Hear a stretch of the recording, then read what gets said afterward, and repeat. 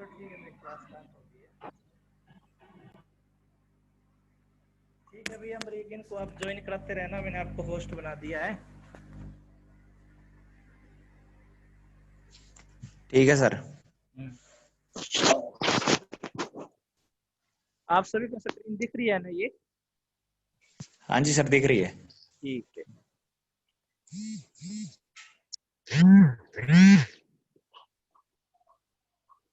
Mute कर दो बाकी सबको अमरीक।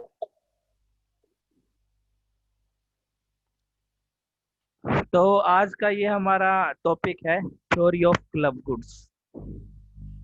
लास्ट टॉपिक है ये इस यूनिट का।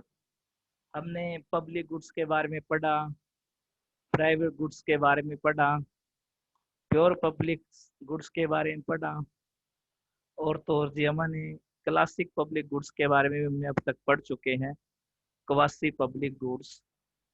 ये हमारा लास्ट वाली बात है, क्लब गुड क्या है। क्लब गुड्स भी एक तरह से जो है हमारी पब्लिक गुड्स की तरह है, लेकिन इसमें एक दो करेक्टरिस्टिक्स ऐसी हैं जो इसको पब्लिक गुड्स से डिफरेंशिएट करती है। और वो कैसे? तो सबसे इम्पोर्टेंट चीज जो हम देख रहे हैं वो क्या है? वो है हमारा चार, जो हमने करेक्टरिस्टिक्स की बात की थी कि कोई गुड पब्लिक गुड है या नहीं है, चार चीजों पे डिपेंड करता है। पहला, वो एक्सक्लूडेबल है या नॉन एक्सक्लूडेबल। सेकंड, वो राइवल है या नॉन राइवल है। थर्ड जो है, उसमें जो है कि हम जो है, एक चीज और थी कि उसको जो है रिजेक्ट कर सकते हैं या नहीं कर सकते हैं। तो वो सारी प्रॉपर्टी जो थी पब्लिक गुड्स की, वो इम्पोर्टेंट है यहाँ पे, कि वो एक करेक्टरिस्टिक्स ही है जो किसी चीज को पब्लिक गुड्स, क्वासी गुड्स या प्योर पब्लिक गुड्स बनाती है। तो यहाँ पे लिखा भी हुआ है, club goods also artificially scarce goods.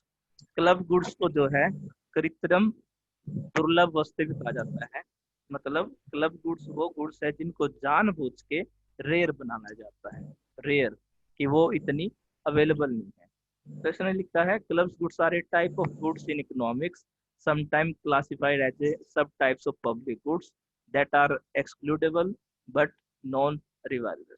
इसने कहा कि जो आपकी क्लब गुड्स है उसकी जो करेक्टरिस्टिक्स ये बता रहा है कि एक्सक्लूडेबल तो है, मतलब पेयर्स एंड नॉन पेयर्स को अलग तो कर सकते हैं, इसमें कोई दिक्कत नहीं है। भाई जिसने पैसे दिए वो उस गुड को एंजॉय करे, और जिसने नहीं दिए वो जो है उस चीज को यूज नहीं कर सकता। बट नॉन रिवेलियस, लेकिन इसमें ये चीज अलग है। एक्सक्लूडेबल है लेकिन नॉन रिवालियस है, मतलब उस गुड को चाहे एक आदमी यूज करे, चाहे 10 आदमी यूज करे, या 100 आदमी यूज करे, उसका जो कंजप्शन होगा वो जो है एक दूसरे का ऊपर उसका कोई इफेक्ट नहीं है। चाहे उसे कितने भी आदमी यूज करें, उसका कंजप्शन पे कोई असर नहीं पड़ता है। सेम टाइम पे उसे बहुत सारे पर्सन यूज कर सकते हैं। तो ये है आपका club good, at least until reaching a point where congestion occurs. Congestion, अब यहाँ पे एक वर्ड यूज हुआ है।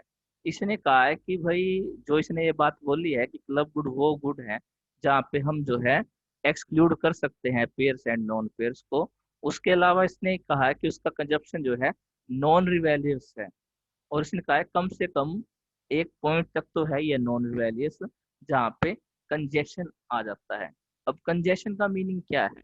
कंजेशन का मीनिंग होता है भीड़ भाड़, जहाँ पे एक साथ बहुत ज्यादा भीड़ हो जाए, या कहते हैं जिससे भाई बिल्कुल ही धक्का मुक्की हो, या ओवर यूज होना कह सकते हो आप, या over utilization occurs. Often these good exhibits high excludability but at the same time low rivalry in consumption. Thus, club goods have essential zero marginal cost and are generally provided by what is common known as natural monopolies. Furthermore, club goods have artificially scarcity. अब इसने ये कहा है कि club goods को जो है जानबूझ के दुर्लभ बनाया जाता है। जाता है, मतलब उसको स्केर्स बनाया जाता है।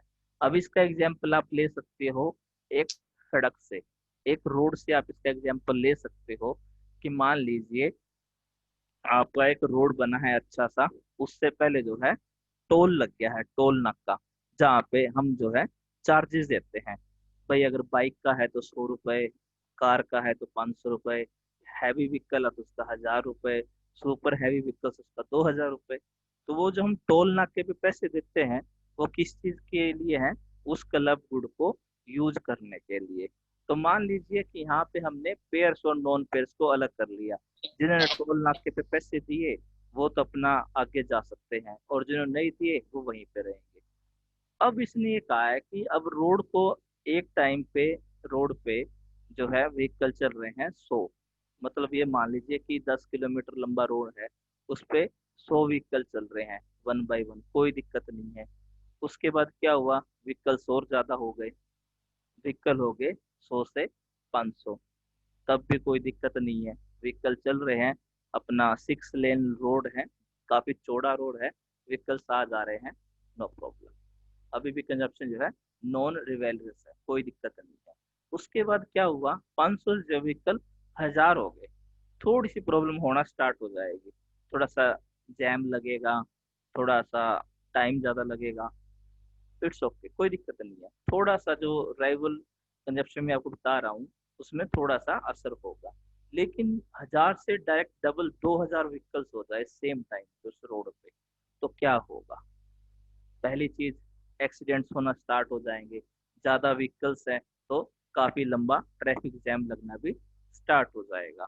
तो उससे क्या हो रहा है कि जो क्लब गुड का कंजप्शन था वो अब क्या हो गया? राइवल हो गया है, नॉन राइवल से राइवल हो गया है। मतलब एक टाइम पे एक गाड़ी खड़ी हो सकती है जहाँ पे वो सब ट्राई करें कि मेरी गाड़ी पहले निकले, पहले मेरी गाड़ी निकले। तो इस तरह से क्या होगा, जो उससे यूटिलिटी मिल रही थी क्लब गुड से अब तक, जब तक 1000 व्हीकल थे, हम सबको अच्छा लग रहा था, लेकिन जैसे हम ट्रैफिक जैम में फंसे या हमारा एक्सीडेंट हुआ, तो उससे हमारा इकोनॉमिक लॉस होना भी श्योर है, हमारा डैमेज भी होगा, प्रॉपर्टी का भी डैमेज भी होगा, कार भी जो है ब्रेक होगी।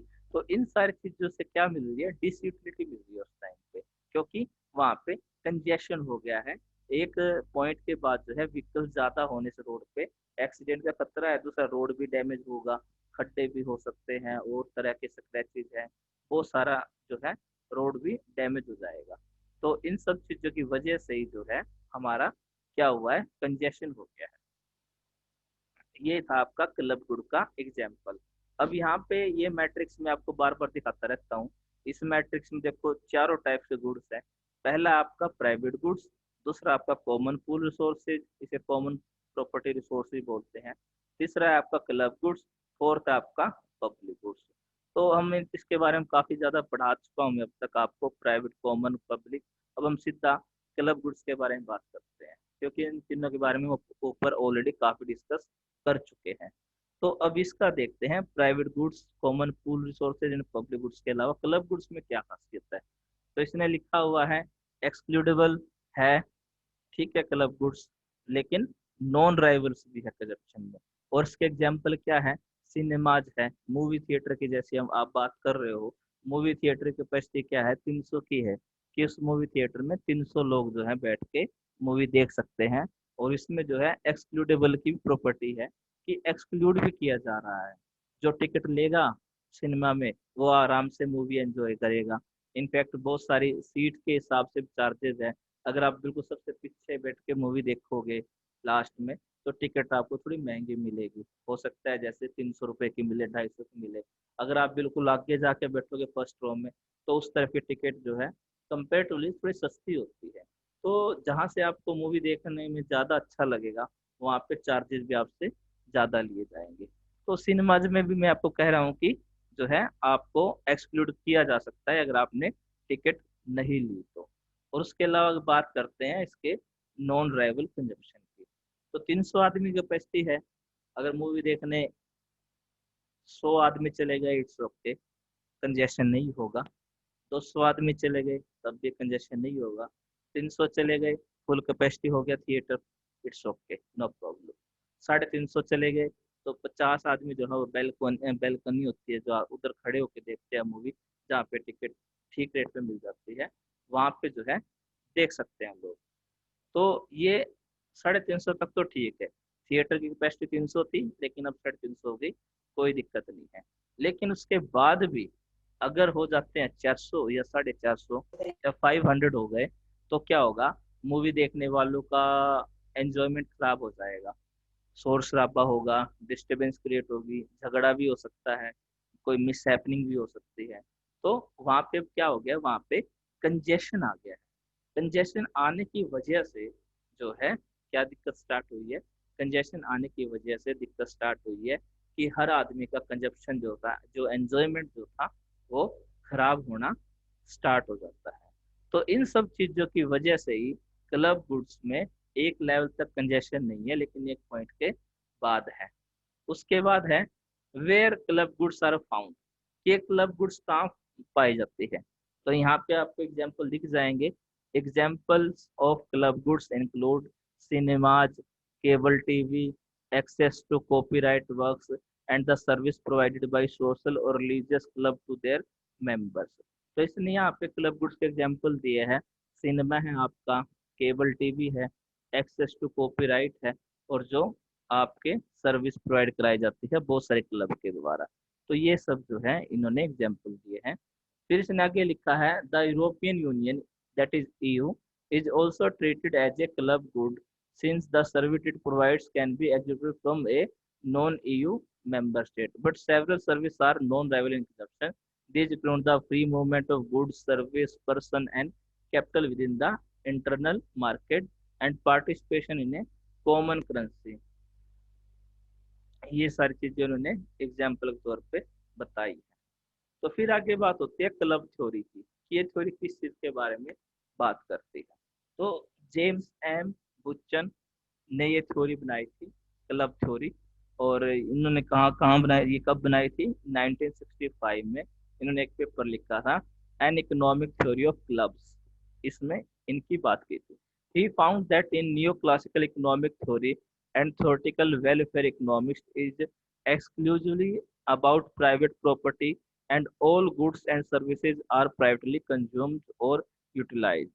Just over the last 2 decades before his provision in 1965, scholars started to extend the theoretical framework and communal or collective ownership consumption arrangement were considered as well as। इसमें भी James M बुच्चन ने एक ही बात कही थी कि club goods में जो है हमारा जो कंजप्शन है वो एक पॉइंट तक जो है नॉन राइवल रहता है। लेकिन उसके बाद एक इन्होंने टर्म यूज की थी कंजेशन की, कि लेकिन एक टाइम के बाद जो है कंजेशन होना स्टार्ट हो जाता है। तो उसकी वजह से जो है वो जो कंजप्शन पहले हमारा राइवल था वो नॉन राइवल बन जाता है। और इन्होंने बहुत सारे एग्जाम्पल लिए है। स्विमिंग पूल का जैसे इन्होंने एक एग्जाम्पल लिया है। स्विमिंग पूल भी आपका क्या है, एक आपका क्लब गुड है। कैसे, स्विमिंग पूल में जाओगे तो टिकट देनी पड़ेगी आपको। अब टिकट देने के बाद स्विमिंग पूल की भी कैपेसिटी मान लीजिए कि आपकी 500 आदमी की है, बड़ा सा स्विमिंग पूल है, 500 वहां पे मैक्सिमम आदमी जा सकते हैं, कोई दिक्कत नहीं है। तो लोगों ने क्या किया, टिकट देना स्टार्ट कर दी। और जो टाइमिंग की बात है वो इम्पोर्टेंट है कि क्लब गुड में जैसे पीक आवर्स होते हैं, पीक आवर्स मतलब मान लीजिए स्विमिंग पूल के लिए पीक आवर्स क्या हो गए। स्विमिंग पूल के लिए अगर मंथ की बात करें, जैसे गर्मियों की बात करें, जून में गर्मी बहुत ज्यादा पड़ती है हमारे इधर, तो जून में ज्यादा गर्मी पड़ेगी। और दोपहर के टाइम पे खासकर, यानी कि 12 बजे से लेके 3-4 बजे तक गर्मी खूब पड़ती है। तो उस टाइम पे जो स्विमिंग पूल के चार्जेज होंगे वो आपको हाईएस्ट मिलेंगे जून के मंथ। वो स्लॉट आपको या तो मिलेगा ही नहीं, या तो ऑलरेडी बुक होंगे, भाई टिकट नहीं है, फुल है, आपको ये सुनने को मिल सकता है।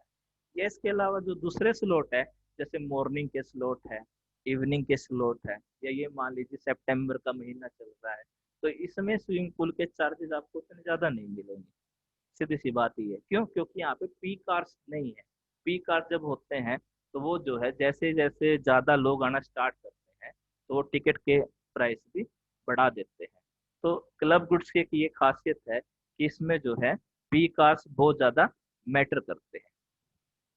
तो ये था आपका स्विमिंग पूल का एग्जाम्पल। और इसमें और भी बहुत सारे एग्जाम्पल दिए गए हैं। प्राइवेट गुड्स का तो आपको एग्जाम्पल पता ही है। प्राइवेट गुड्स का इसने एग्जाम्पल दिया है कि भाई जैसे एक जूतों की जोड़ी है, तो उसको एक टाइम पे एक आदमी ही पहन सकता है, वो एक प्राइवेट गुड है। ठीक है। तो ये सारे एग्जाम्पल आपके जो हैं इसमें फिट बैठते हैं क्लब थ्योरी में। उसके बाद इसको आपको इसका एवोल्यूशन भी हुआ है। ये थ्योरी काफी पॉपुलर रही है हमारी, और इसके बारे में आप और ज्यादा इसमें डिटेल में पढ़ सकते हो। इम्पोर्टेंट है आपके लिए ये, और 16 मार्क्स या 8 मार्क्स में ये थ्योरी आ सकती है। तो ये आपका छोटा सा टॉपिक था, ये लास्ट टॉपिक था सेकंड यूनिट का, थ्योरी ऑफ क्लब गुड। ये आपको आज मैं ग्रुप में शेयर कर दूंगा, तो कोई दिक्कत नहीं है। ठीक है। लेकिन आज अटेंडेंस कम क्यों है, मुझे ये बताओ। सिर्फ 9 ही बच्चे आज जुड़ पाए हैं, क्या रीजन? सर बहुत सारे मैसेज आ रहे हैं व्हाट्सएप पे, कनेक्ट नहीं हो रहा सर। किसी का भी। भाई आज तो अमरीका आपके हाथ में है कनेक्ट करना, आपको होस्ट बनाया हुआ है, तो आप देखो कैसे कनेक्ट करोगे। तो सर रिक्वेस्ट नहीं आएगी तो सर एडमिट कैसे करूंगा? जिस चीज की आई एडमिट कर लिया सर मैंने। अरे कहीं वो गलत लिंक पे क्लिक तो नहीं कर रहे? अरे कहीं हमारे माँ अनुभव ऐसे भी है नहीं तो गलत। सर, नहीं नहीं सर, हाँ तो उनको श्योरली बता दो कि नहीं सर, आई नहीं रिक्वेस्ट। दीपिका की आई तो 3 बार, वो उसका कनेक्ट नहीं हुआ सर। अच्छा। भेजा अभी लिंक, जो जिस लिंक पे अभी हम लोग क्लास ले रहे हैं ना।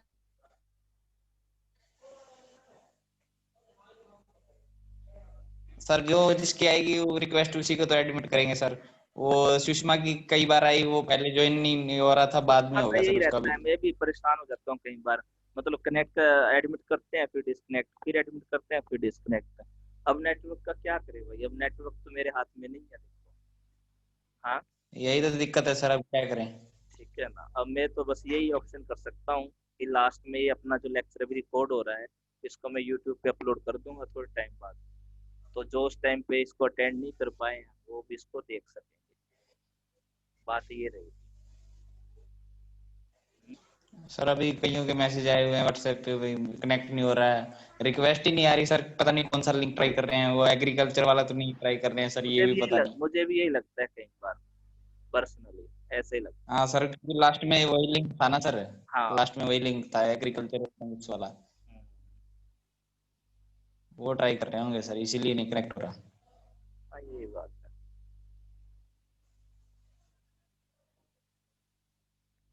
तो भाई अब आप मुझे असाइनमेंट के बारे में बताओ। आपकी 2 यूनिट हो गई है पब्लिक इकोनॉमिक्स की, तो अभी हम आगे नहीं बढ़ेंगे, पहले मुझे आपके असाइनमेंट्स चाहिए इस सेमेस्टर के, इस सब्जेक्ट के।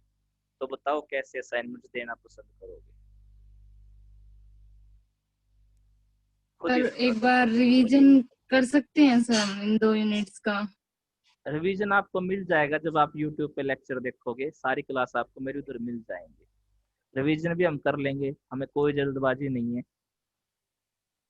जब फिर तक अभी 3rd यूनिट स्टार्ट मत करवाना सर आप। नहीं, अभी मैं नहीं कराऊंगा 30 यूनिट, पहले मुझे असाइनमेंट चाहिए मेरे हाथ में।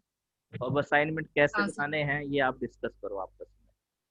पोस्टर मेकिंग आपका ठीक एक है। आइडिया हो सकता है। लास्ट टाइम भी पोस्टर मैंने बनवाए थे और काफी अच्छा उसका रिस्पॉन्स रहा था, तो वो भी आप देख बना सकते लेंगे सर। हैं। हाँ तो पोस्टर मेकिंग के लिए आपको लास्ट टाइम की तरह 4-5 ग्रुप बनाने पड़ेंगे।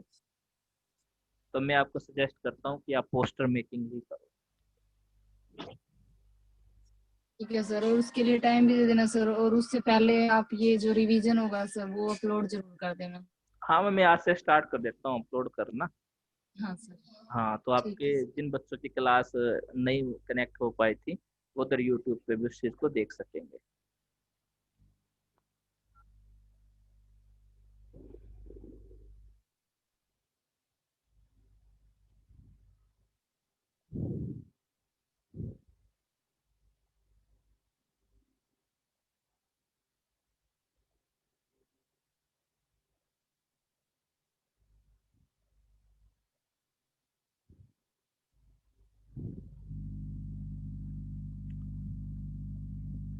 और इसके अलावा बताओ और क्या असाइनमेंट दे सकते हो? हाँ। Sir PPT. पीपीटी भी अब की बार लेनी पड़ेगी मुझे, जरूरी है, क्योंकि अब की बार ऑनलाइन मोड है। जब मैं आपको पढ़ा सकता हूँ ऑनलाइन, तो आप भी पीपीटी दे सकते हो आराम से, कोई इश्यू नहीं है। क्योंकि सेकंड सेम में दिए थे हमने सारे असाइनमेंट पीपीटी से ही दिए थे। हाँ तो अब की बार हम वो पीपीटी का भी मैं एक लिस्ट बना दूंगा। टॉपिक बताओ, भी सब्जेक्ट्स के अंदर से चाहिए या किसी अदर टॉपिक्स चाहिए, बताओ। सब्जेक्ट के अंदर से ही सही रहेगा सर, उसका रिवीजन भी हो जाएगा। सिलेबस का ही सही रहेगा सर, रिवीजन में थोड़ा सा इजी हो जाएगा सर फिर। ठीक है, चलो ये भी हम कर लेंगे।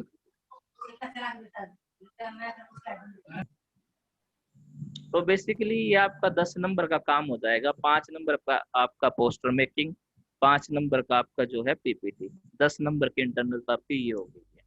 और जो बाकी 10 बचे हैं उसमें आपके अटेंडेंस का या कुछ और देखना पड़ेगा, कैसे हमारा रहेगा क्राइटेरिया।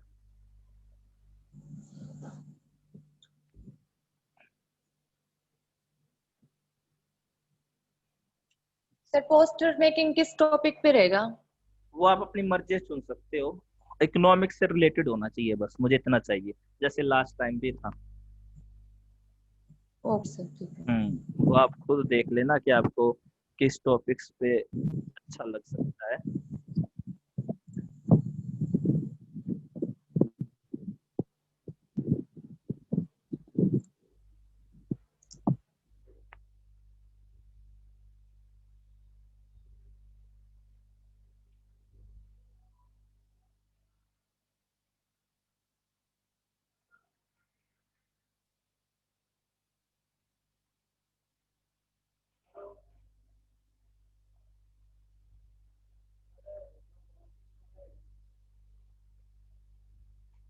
तो ये मैं आपके व्हाट्सएप ग्रुप पे शेयर कर देता हूँ टॉपिक्स, कल मैं कर नहीं पाया था, तो ये और देखता हूँ मैं।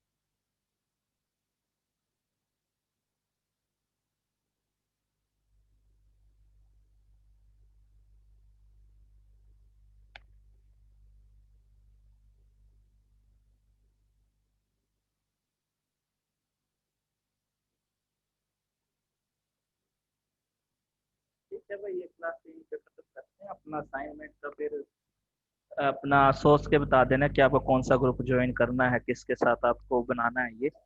ठीक है, तो बेसिकली अब की बार ग्रुप में ही हम असाइनमेंट प्रिपेयर करें।